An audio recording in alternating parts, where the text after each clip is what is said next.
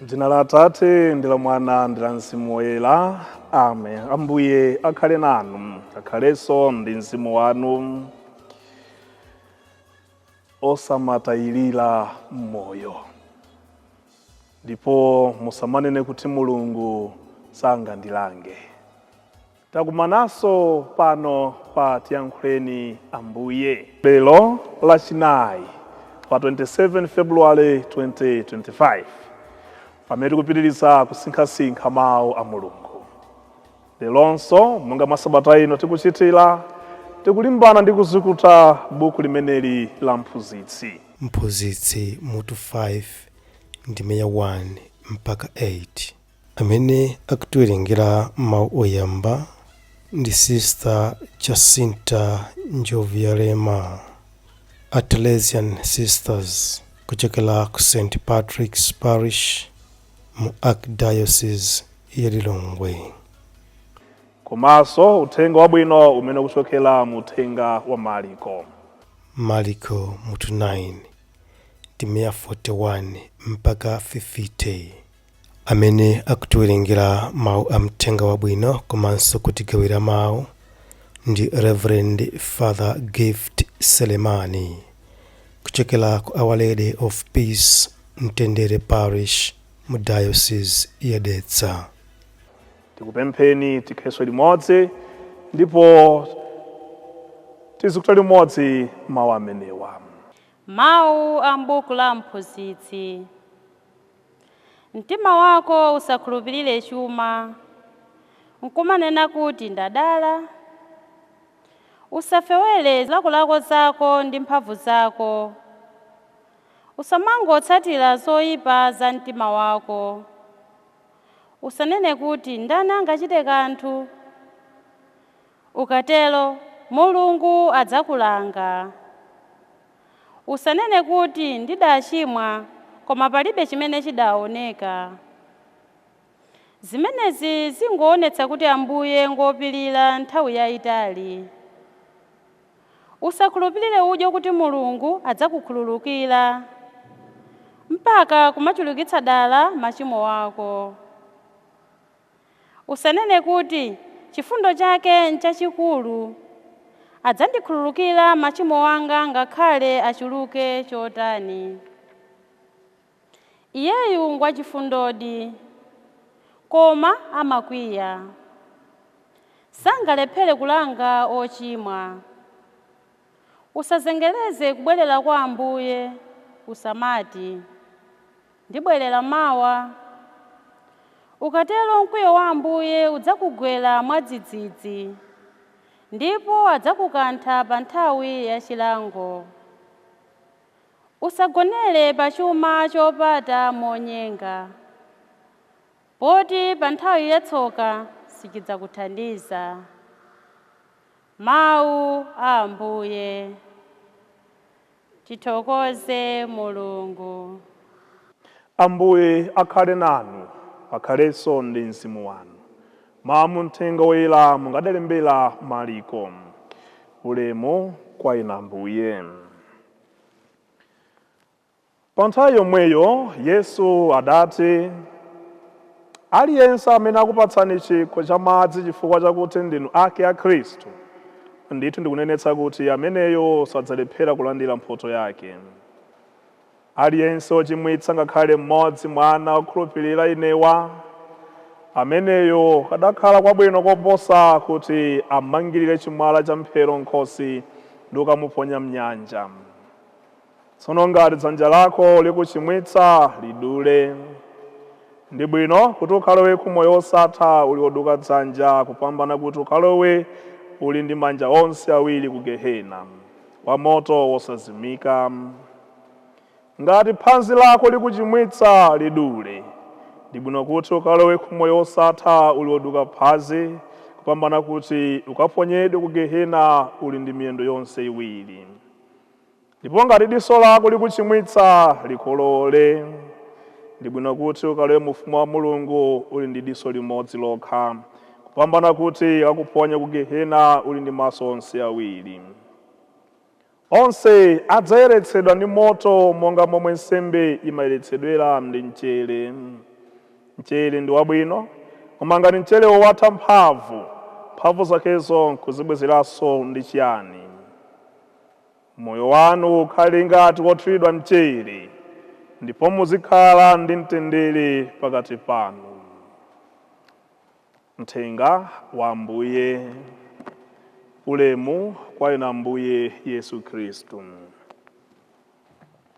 Lelonso ndi tsiku la mtengo wapatali kwambiri, pamene tsopano tikumananso ndi Ambuye Mulungu amene afuna tithandize za makhalidwe athu a tsiku ndi tsiku amene timakhala nawo tidazolowera ndipo timakonda kuchita. Ndi akunenetsa mphunzitsi uja poyambirira kunena kuti usamazichemelere pa umoyo wako wa uchimo, ndipo usamazitukumule kamba kakulephera. Nthawi zambiriso ndimakonda kumanena kuti si bwinonso kumasilira zinthu zolephera kapena kumasilira anthu olephera. Si bwino kusilira zinthu zolephera kapena kusilira anthu olephera. Ndi bwino kuzisilira anthu amene akulimbikira kuchita bwino, ndipo amene akulimbikira kuchita choona, ndipo amene akuyesetsa kuti achite choona. Uzisilira anthu amenewo, pakuti nawenso udzakhala mmodzi mwa anthu ochita bwino patsogolo pano. Alipo anthu amene takhazikika mu uchimo, takhazikika mu zolephera, ndipo tafika pozitenga ngati ndiye moyo wathu. Mphunzitsi uja lero akutitsutsa kwambiri zedi. Kunenetsa kunena kuti usamati poti Mulungu sakulanga lero nkumaona ngati Mulungu sakuonayi. Ambuye Mulungu akunditsutsiratu pa chinthu chimenecho. Ngati ukuchimwira chimwirabe koma chilango sichikukupata sichikupeza, please akupatsa mpata woti ulape. Nde tikaona mmene dziko lapansi likuyendera, I believe tuna kuti Mulungu akupereka mpata kwa ife tonse pakuti tilape. Chifukwa za kwa ifaso nde tilinazo patsogolo, ndipo tikuyesetsa. Kunena chilungamo, demoni tikumuyimirira ambiri ife. Tikanakondetsetsa kunena makunena nkhulira mphunzitsi pa tsiku la lero, please musaone ngati Mulungu sakuona zolephera zimene mukuchitazo. Mulungu akutitsutsiratu pa maganizo kapena pa makhalidwe amenewo akwaipa amene anthu ife timakhala nawo kwambiri zedi. Komanso maganizo openso mtima umangonena kuti Mulungu sakuona zonse zimene ife tikuchita monseli. Amaona ndithu, akuona ndithu. Tavulazana anthufe, tapwetekana anthufe, ndipo tidakaononganabe anthufe. Mwina poti sidandire chilango chakupweteka munthu mzathu, chakumzunzitsa munthu mzathu, tikunena kuti zonse zili bwino lomwe. Tasemyana sinyawo anthufe, talakwirana anthufe. Ndetu mwanganena kuti poti Mulungu sakutilanga, tonanga kuti zonse zili bwino lomwe. Nthawi ndi yomwe ino yakubwerera maso pa Ambuye Mulungu, yakukapepesa kwa anzathu aja, pepa ndachita izi ndine, ndalephera sindinakuchitire bwino, khululukire. Ambuye Mulungu ali nkuthekera kukutilangaso tidakale pasi pompano. Ndipo yena timafika even powanyoza anthu amene akulimbika ndi kuchilimika muchoonadi. Anthu amene akuyesetsa akulira usana ndi usiku kuti zindikitse choona cha zimene zikuchitika. Timafika powanyodola osamene ali kupemphera, mukunzisautsa, mudzingo-sauka, mudzingo-vutika. Izo zimene anthu ife tidafika pa moyo uno tsopano. Kuwanyodola ena onse olimbikira, kuwanyodola ena onse akuyesetsa kuchita bwino mmoyo uno. Akunenetsa Ambuye Mulungu, musaone ngati sindikudziwa zolephera zimene muli kuchita pamaso panga. Idzafika nthawi imene chilango ngati simulapa chidzakugwerani. Kupepesa ndi kuvomereza sindachite bwino, ndakukhomererani ija ndine, ndachukitsa nkhani izi ndine, ndapanga izi ndine. Lapani ndikuyamba umoyo watsopano. Uthenga uja uthirira mphongo pa zinthu zomwezi, kunena kuti zakwaipa makosana timazidziwa tokha. Ine sindingayembekeza gogo wanga Selemani kuti azandikumbutse, adziwe kumanda azandikumbutse kuti iwe gift ukulaphera pa zinthu zakuti. Sindikuyembekeza zimenezo ayi. Simukuyembekeza makolo anu amwalira kuti adziwe kumanda bwaza kukumbutseni kuti musiye ufiti, kuti musiye kuba, musiye kuyenda, musiye moyo wakuti wakuti. Sindikuyembekeza nthamira kuti adzuka abwere nazandikumbutsa zinthu zimenezi jayi. Nimazidziwa ndekha, mukuzidziwa nokha kulephera kwanu. Ndelera kunena Ambuye Mulungu yemweyo tsopano, pakuti mukuzidziwa zolephera za moyo wanu.